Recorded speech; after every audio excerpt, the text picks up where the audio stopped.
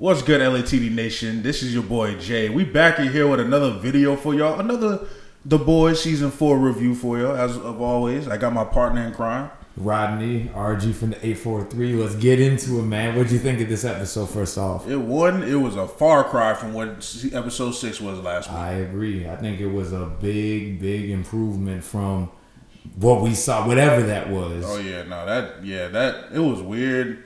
It was weird for the sake of being weird. Right. But I think that was kind of the intention because one, Jack Quaid, who plays Huey, his performance was superb in that one. I agree. Because you could see like the terror on his face. You really got to, not to cut you off, you really got to see his acting range. Because I feel like Huey's been played mostly for comic relief throughout the show. So it was like a nice change of pace, kind of getting to see him sort of display that range, I guess you could say. No, I definitely agree, man.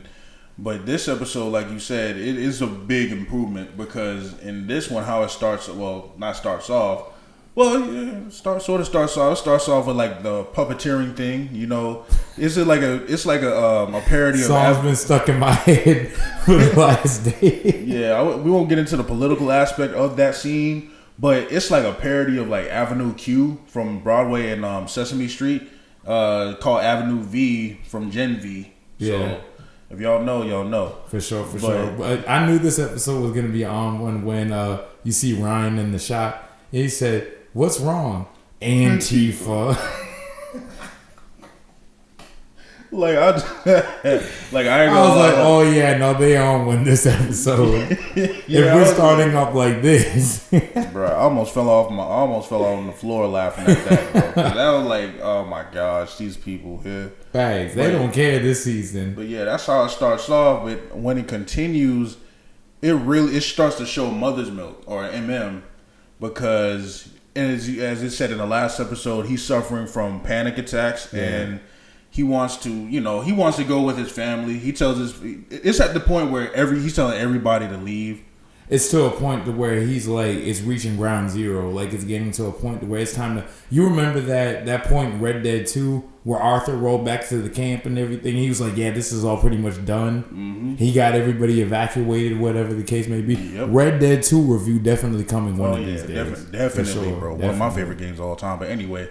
So he goes to meet Monique, his ex-wife. They're kind of shown to be back together, right? And because of his panic attacks, is trying to leave, and but the thing is, he's trying to leave, and Monique convinces him. So he's about to go, but then it's like he's trying to get them out. Exactly, he's trying to send them to Belize. Is what they say. Right? Yeah, you're right. And she's trying to convince him to come with. And he's getting to the point to where like that offer, rightfully so, is starting to sound more enticing. Right. He's getting to the point to where he's like, because he even says to A-Train in one of the scenes in the episode, he says, "This fight that we're in, there is no end." Right. So he's like, "Why not just get out while I can still, have my family, have my life," which is a valid point. Yeah, exactly. And that's what I started thinking too. Like, when is this really going to end? Like in this type of world, like.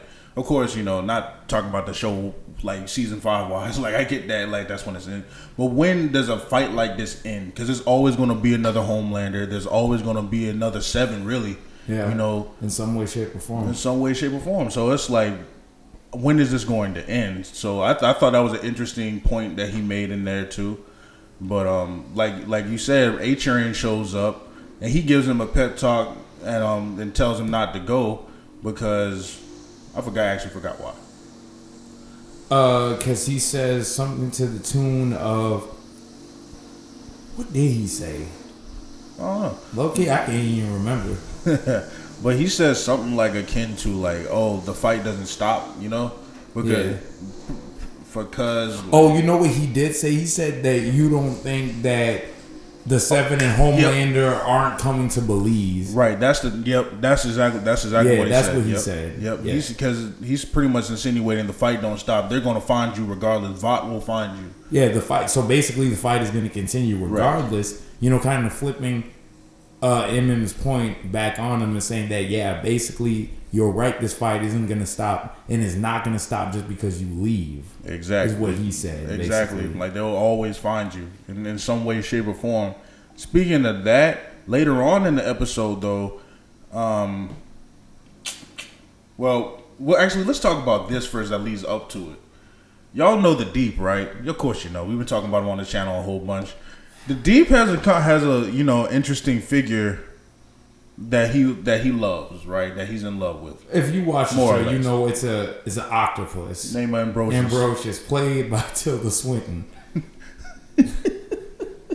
And man, it's always played up for laughs. So there's like a scene in here, but before we get to that, as you know, the Deep is in pretty much in cahoots. I'll put it like that with Sister Sage because essentially, they kind of have a little arrangement, if you want to call it that. Right, because Sister Sage, her brain constantly grows and everything, and she wants him to like lobotomize her, and so that she can have like pretty much the same experiences that we have. So like, she can have a rest, basically. Right, yeah, basically, she can have a rest from being so smart, essentially. Exactly. So, which is ironically because later on in the episode we find out that Black Noir is in the same predicament as the Deep is, but he doesn't have to lobotomize her to do it. So that's how you know Deep is really ain't nothing. But anyway, that's how you know Deep ignorant. Exactly, because.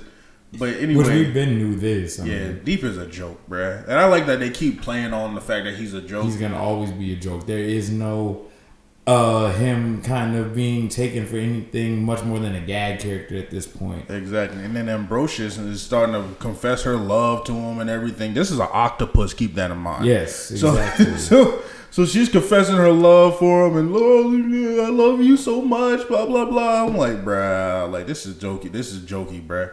Because the thing is, Deep breaks her like her tank and everything, and he's just outside sitting on the ground like getting mad and everything. Yeah. And Ambrosia's just begging him. I'm just like this. I don't know whether to laugh at this or to be upset for him. Yeah, I agree. Because this is because I wanted to fall on the floor laughing at this, but at the same time, I'm like I kind of feel bad for Deep. I guess like it's kind of hard to feel bad for Deep at this point. He's just so ignorant. Right. I was like, this is like it's just to the point where just everything he says before he even says it, is gonna just be dumb. Right. And the thing is, with that scene, that wasn't not saying that was necessarily a low. That wasn't a low for me. It's just kind of like that awkward humor that the boys always bring. Yeah, so they've been known for at this point. Yes. And it was kind of funny. I'm not even about to lie. I like that. I thought it was crazy. But it's to be expected from this show. It's the good kind of boys crazy, not the whatever last episode was. Exactly. And so Sister Sage, let's talk about her next. For sure. She, Sister Sage, Firecracker, knows with Homelander. They share a certain bond. Reminiscent of Madeline in the first season. Basically, she's taking over her role, essentially. Essentially, yeah.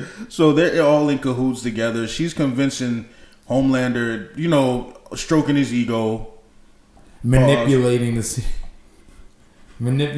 situation. And exactly. So to get Sister Sage kicked out because her and Sister Sage had their own type of rivalry because Sister Sage set her up to get beat down by Starlight in episode 3, 4? Around that, yes. Yeah. It was early this season. So, yeah, there you go. And, Sister Sage essentially gets kicked out of the boys. Not of the boys. The seven, yeah. And, that's pretty much it for Sister Sage's character at this point. I feel like she's definitely going to come back in some capacity. Oh, yeah, most definitely. Because the thing that's interesting is that when she gets kicked out, She says that try as you will, something along the lines of try as you will, but there's still one person you can never defeat. And I think that she's implying that he can't defeat himself. Exactly. That's what I think it was. Exactly. And the thing is, they also insinuate that there's an assassin out there, and there is a shape-shifting assassin that's like, how there's different forms of shape-shifting, like the Mystique shape-shifting and X-Men. Like, she just morphs her body to change into. Yeah, of course. This version of shapeshifting is almost lizard-like. You know what I'm saying? Yeah, that's exactly what I would say it is. Because she like touches you, I guess, but peels off her in a grotesque way, but peels off her skin.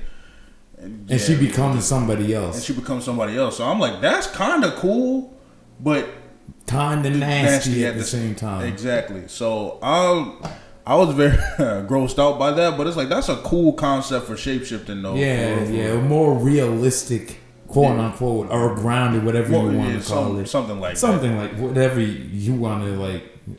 Yeah. So pretty much the shapeshifter escapes. They're gone for a while, and which brings us to, of course, what the boys were doing this episode. They were kind of trying to. It was. Huey went to try to convince Vicky that it wasn't too late to do the right thing. Right. To no avail, seemingly. Right.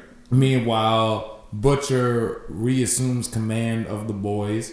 Frenchie has come back, as we saw at the end of the last episode, and now he's tasked with getting Samir to create another batch of the virus. And then Samir manages to escape. Well, then just hopping on that one leg. Essentially. Out the door. I'm like, yeah, that's okay. Yeah, so that happened. So, it was a decent amount of progression for each and everybody going, like in the episode. We got to see more of Butcher and Kessler sort of back and forth. That had a lot of emphasis. During the fight, it was Butcher, Annie. It was Butcher and Annie at first versus Deep and Noir. Right. Yep. And then MM shows up. Right, with the Gatling gun. I'm like, this was the Avengers level of hype. Facts. I agree. Because this is the first time I think Butcher and Deep have ever actually been in the same scene together. One of the first. Yeah, you might be right about that. Yeah, I've never seen, because I was watching like a sort of Hot Wings episode of.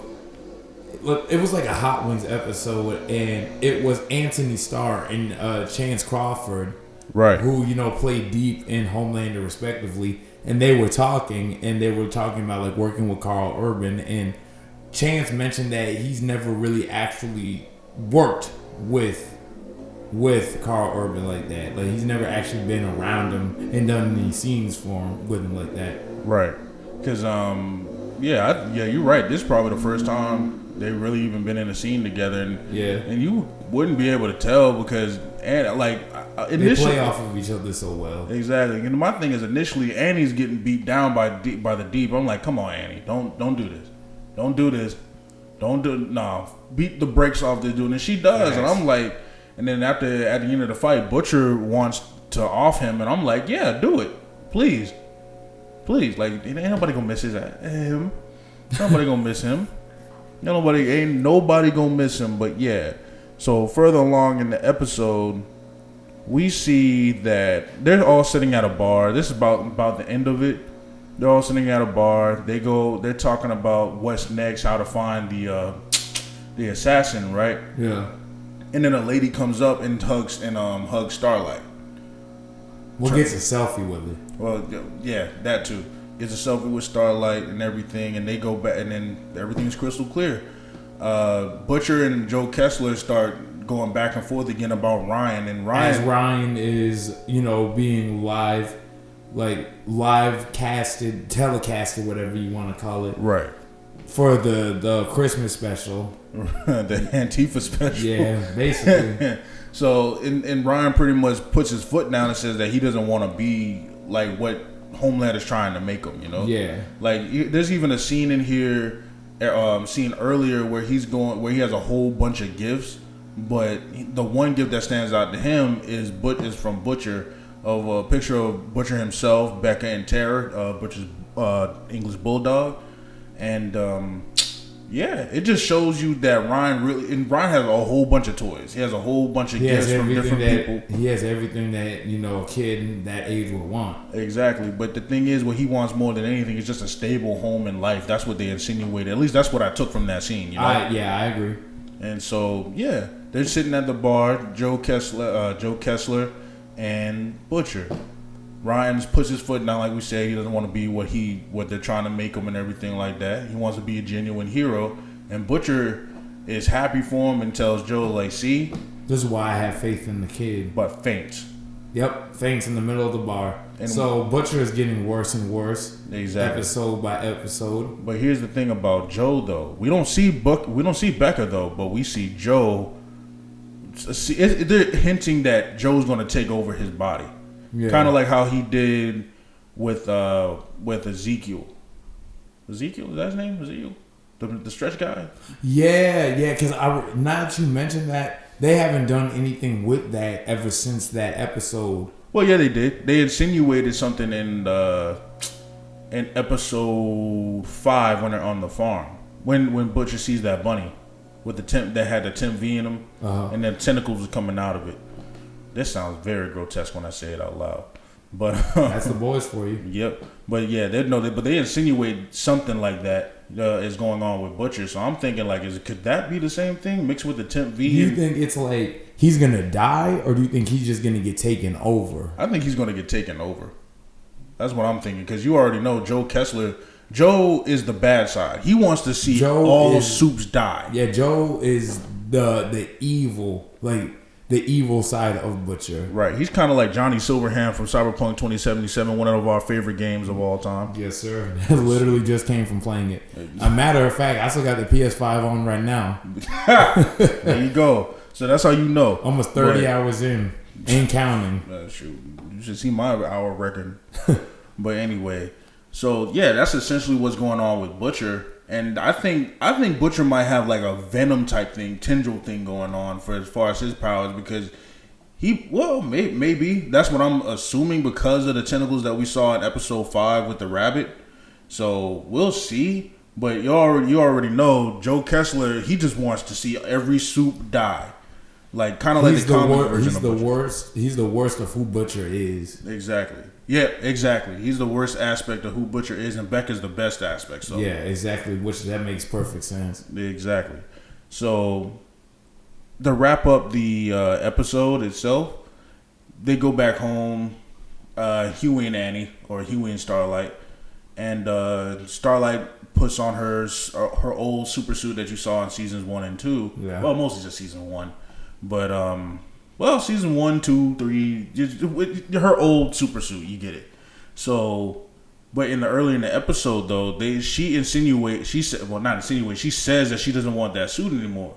So just seeing her put it on is like a red flag. Yeah. Her and Huey do the give it to me, baby, give it to me, baby. You know what I'm saying? Rick James, rest in peace, brother. So, Huey sings that song to her essentially, and it's on and popping, right? And then later on, when Huey's asleep, Andy goes into their closet and opens their safe. That has all the files on Newman. Has everything in there, and it's revealed that the real Andy, because this is the shapeshifter. This is the shapeshifter. It's revealed that Andy is somewhere in some house, chained to the floor, and for some reason she can't use her powers. Right. So where that's going with episode 8 is going to be very interesting. Right, I agree. It seems like there's a lot of setup that kind of has to be followed through on next episode, but I highly doubt they're going to it's not going to be a finale so much as it's going to be a setup for that final season where I think everything's going to really go all out. Right, I think so too, because normally when it comes to seasons like these, and it'll normally have a slower season. It's it'll be a slower season, maybe lower in quality, but that's to set up it's the calm before the storm essentially. Oh yeah, this is critical mass at this point. This is where we're really gonna see everything just come to a head. Now, okay, well, one more thing about this episode too that I really liked and really kind of questioned when A-Train showed up. Yeah, A-Train, he shows himself to be the mole. Well, we already know that, but the thing is he helps fend off Deep in the Black Noir, right? And Black Noir can't fly. He said that in the last episode or episode before last. Yeah. So He shows up, helps the boys and everything. Which it was funny because, it's shown that the boys themselves don't actually know that that's not the original Noir. So when he talks, they're like, wait, he talks? Right, exactly. And I thought that was cool, but I wish they would have, I wish they didn't do the original Noir like that, to be honest. But anyway. Ancient history now. Yeah, ain't nothing you can do about it. Facts. But anyway, so he saves them.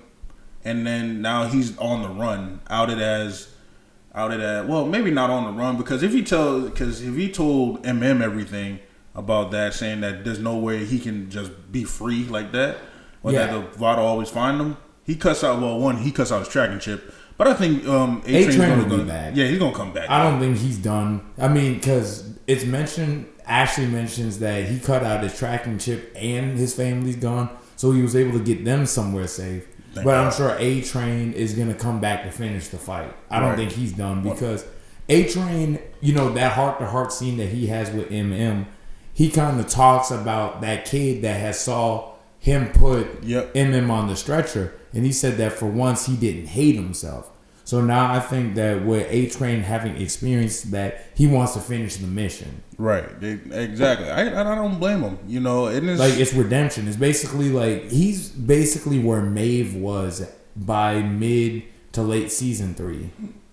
Exactly. And the thing is about this whole season, the overarching theme of it is just forgiving yourself, forgiving other people. Righting the wrongs, letting go of the past. Exactly, righting the wrongs, letting go. Yeah.